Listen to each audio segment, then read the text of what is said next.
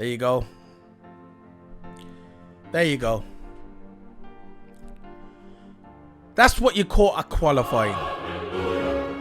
A proper qualifying. Finally! Not the dog shit we had in Monaco 2 weeks ago. And if you don't agree with me, go take a walk. I don't want you here.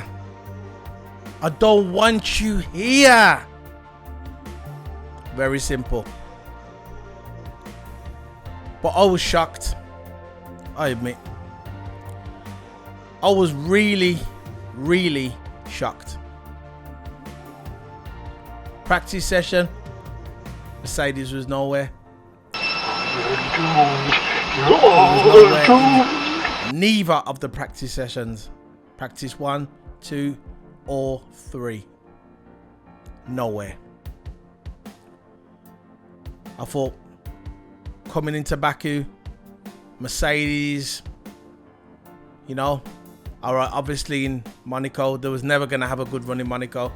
As I've said numerous of times over the past couple of weeks. Actually, as I've said over the past 3 to 4 years, you can't take over in Monaco. But Baku, I thought Mercedes had a chance. But at the beginning of the weekend, when I saw the practice session, I thought, no chance. They'll be lucky to even get into Q3. Bruh. The way their car was driving, the way Lewis and Bottas were struggling with their handling on practice 1 and 2, I thought it's over. They ain't gonna win here. The only thing they can do is damage limitation. Try and get in the top 7 at the end of the Sunday evening. Try. Because getting in the top 3, starting on the top 3, no chance. That was way off. But the thing about it, what makes me laugh, and these dumb Red Bull geeks, they think they're clever, but they're not. I'm a lot cleverer than them. I'll always outsmart them. You had the geeks coming on the internet and they're saying, you know what?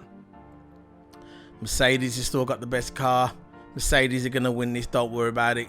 We know how it goes. But really, they're trying to reverse psychology. Really, what they want to say is Red Bull's the best. Red Bull's going to win Baku. Red Bull's going to win in France.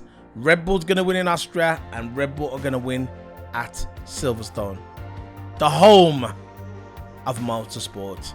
The crown jewel of F1. Not Monaco. I don't care what anybody says. Monaco is not the crown jewel of F1, in my opinion. To me, it's Silverstone. Because that's where it all started. The first Grand Prix, the first F1 Grand Prix. Where did it start? Silverstone. It didn't start in Monaco. It started at Silverstone. So to me, that is the crown jewel. Very simple. But let's go back to Baku. The weekend rolled in. No chance. At the end of practice 2, TOTO Wolff come out and says, I ain't doing no fucking media. The media can go and suck my Austrian balls. Because TOTO was nowhere to be seen. The last sighting of TOTO was him storming into the garage and saying, you two upstairs, everybody upstairs, we're going to go and sort this out. He took reins of his team.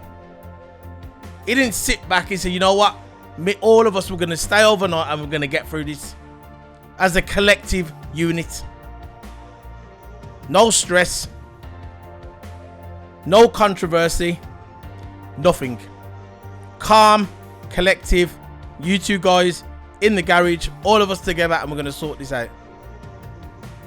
And that's what a true principal does. A true team principal does. Not coming on the Sky Sports F1 biased Sky Sports F1 team. Especially Paul di Resta. He must have jerked off yesterday and today about 45 times. to Red Bull and Max Verstappen. This guy couldn't shut the fuck up. He couldn't shut up. Max is gonna do this. Fastest in the sector. Fastest sector, Max. Oh, God, look at this sector. Look at that. Look how he winds that wheel back. Yeah. He couldn't shut up. At one time, I had to mute my TV. I needed to mute it because his voice was going straight through me. I couldn't take it anymore. This guy should not be on the Sky Sports F1 grid team. The Sky Sports F1 team. He should not even be on there. I've never known a broadcaster so biased in my entire life. And that goes for football, tennis, cricket, rugby, whatever the sport is around the world. I've never seen a guy so biased as Paul di Resta. This guy is a geek. He's never won nothing in his life. He never won a race in F1. He's still bitter because he didn't get to go to Mercedes because there was rumours he wanted to go Mercedes, but they didn't want to pick him. They picked Lewis Hamilton. And this guy can't shut the fuck up about Max Verstappen. Please, tomorrow, don't let him talk. Enough. The only time this guy muted for the entire weekend is when Q2 started and he kept nattering and Hamilton pulled out the fastest lap in Q2, and then for some reason his mic went mute. There's two ways it could have went mute. One, Sky Sports F1 probably turned him off, or he got that angry that Hamilton got the fastest lap, so he started throwing his arms around and pulled his XLR cable out of his 99p mic. That's probably what he did. It's this kind of thing where the lead costs more than the microphone. That's the only two scenarios I could see. Because this guy would not shut the fuck up. Unbelievable. Unbelievable. This is why a lot of people just watch Sky. You know what? A lot of people don't even watch it. They'd rather wait for Channel 4 in the evening and watch the highlights on Channel 4. Because the Sky Sports F1 team, 90% of that not Sky Sports F1 team are so biased. But Paul di Resta takes the fucking piss. He takes the biscuit. Unbelievable. I'm sitting here sweating my balls off. It's hot outside. Got some geeks out there screaming. Had a few drinks. Enjoying themselves. Good for them. I'm sitting here sweating my balls with the heat on me.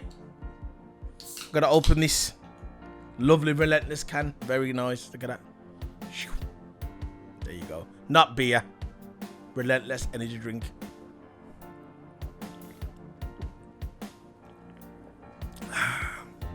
Beautiful. Anyway, it's not about the energy. You don't come here to watch me advertise for an energy drink. By the way, it's not sponsored. It's just mine. Anyway, so Charles Leclerc got P1. Who would have ever thought that Charles Leclerc would have got P1? Unbelievable. We know how we got it. Oh yes, interesting tactic just to keep pole position. Just don't need to do the lap. Of Hamilton in the first run of Q3, absolutely tactician. He nailed that perfect. Charles Leclerc did perfect. He nailed that sector. He got right behind Hamilton. Hamilton was getting a toe off Bottas, so it's like he picked up a double toe.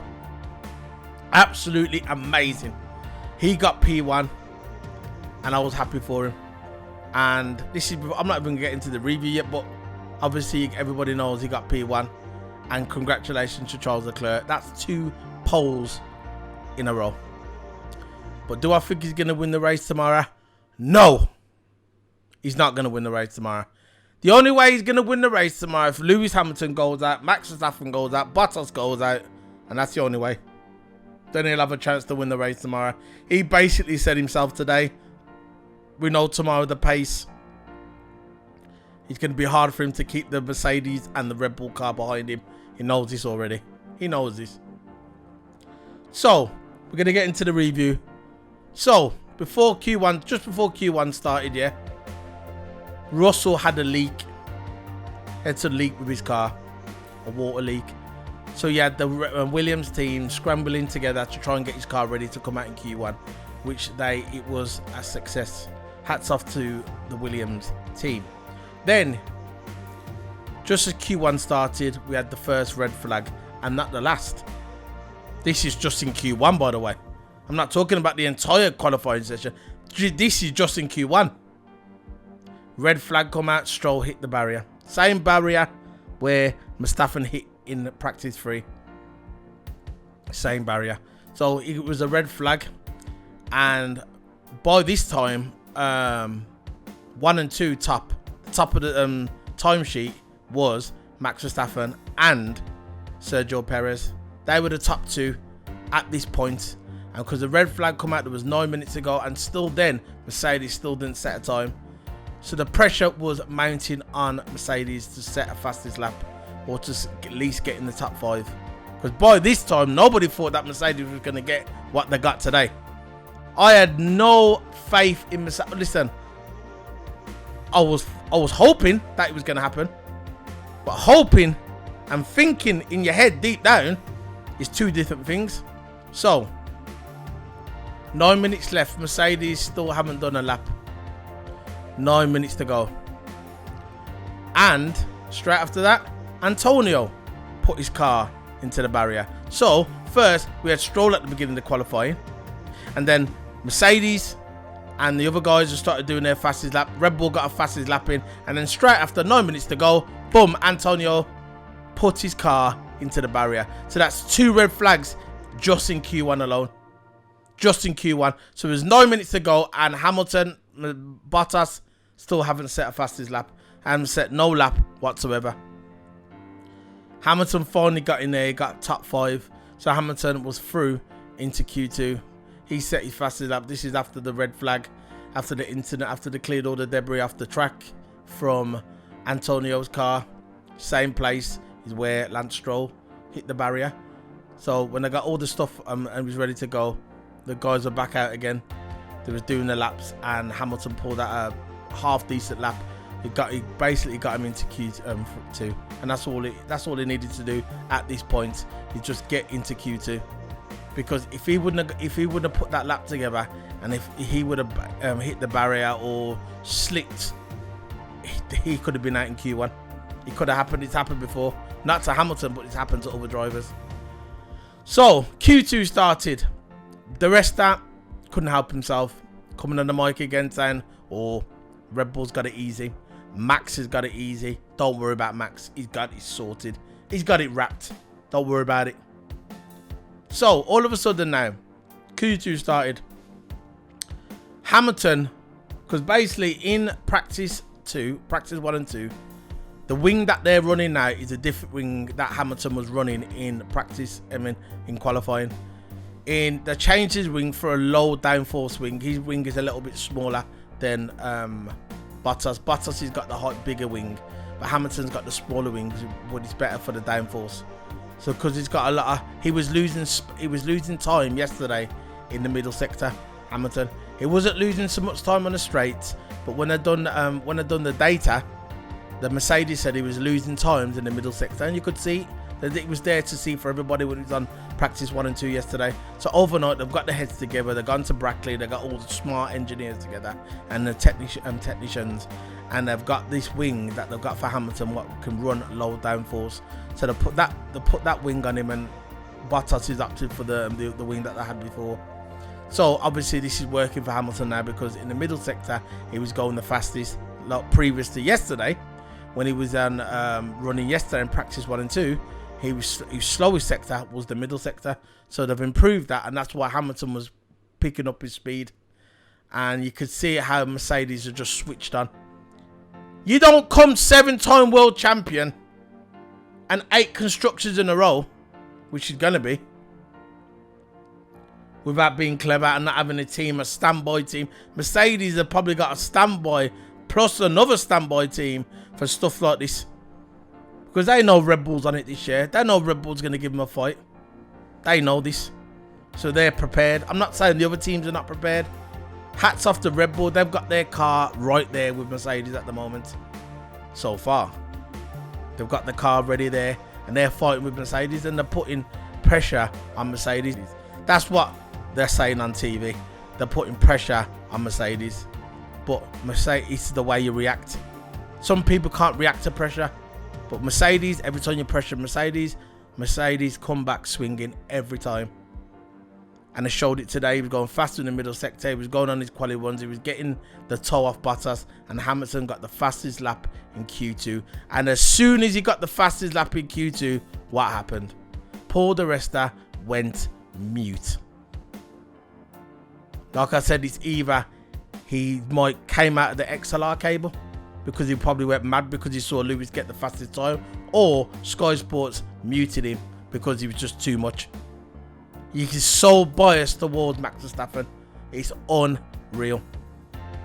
So, fastest lap was Hamilton, and that was at the end of Q2.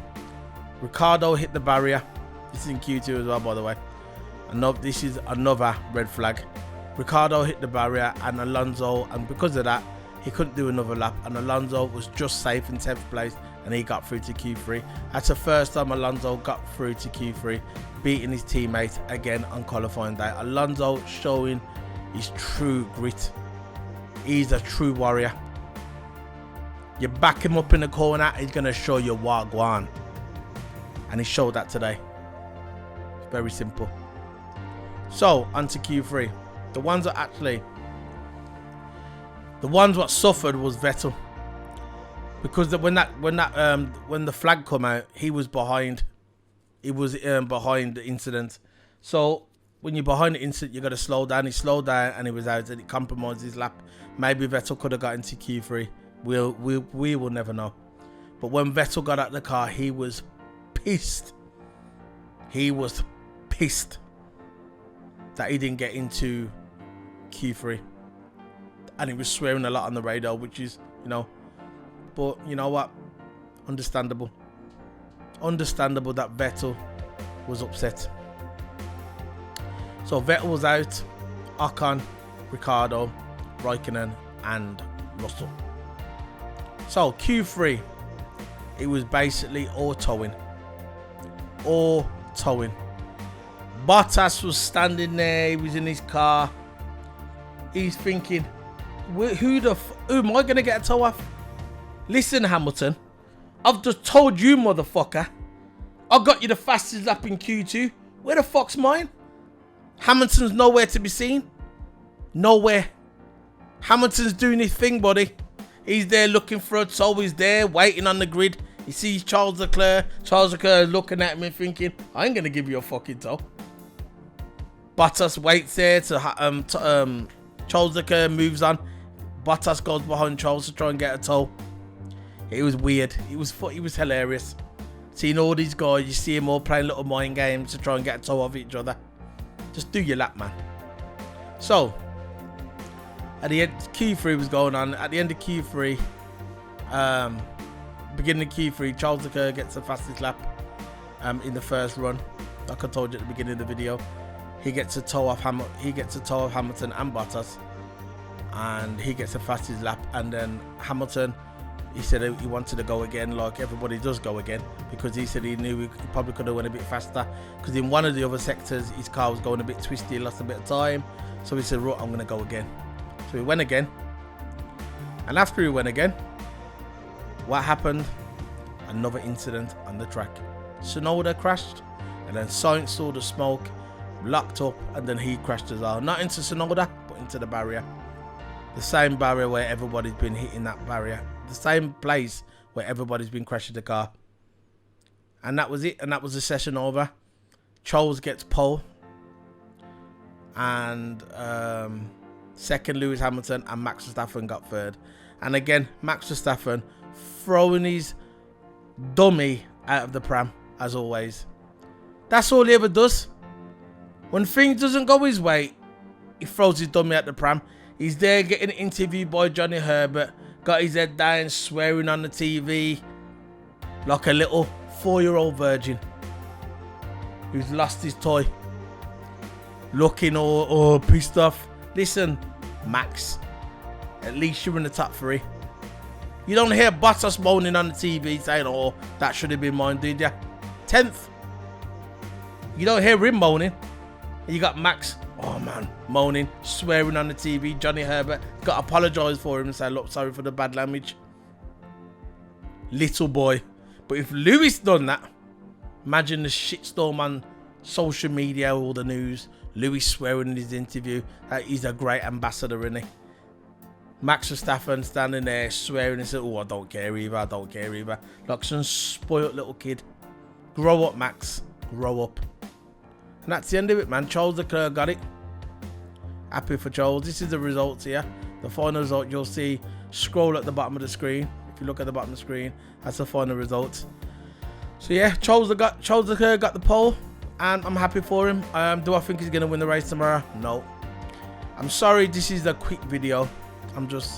This heat is getting to me, buddy. This heat is getting to me, man. Anyway, sorry it's a quick video. And yeah, look out for the race day review tomorrow.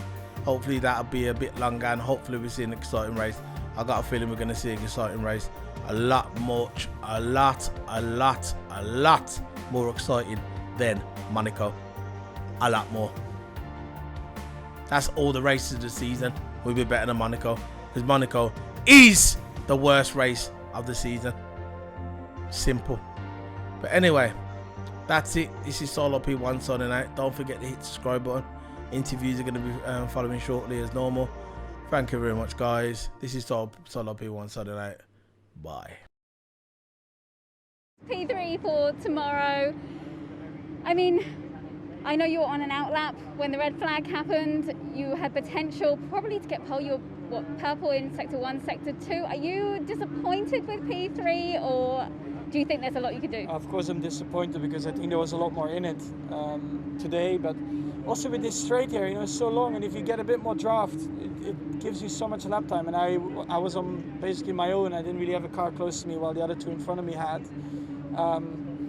So yeah, it's a bit of a shame, but that's typically Baku. It can be good for you, it can be a little bit bad, and at the end, it could be worse, could be better, because also behind me it was super close.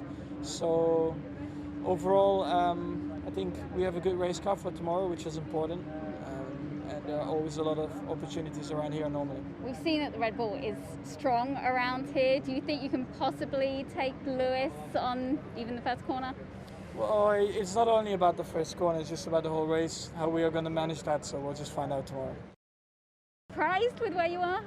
Absolutely. Are you surprised with where you are? Absolutely.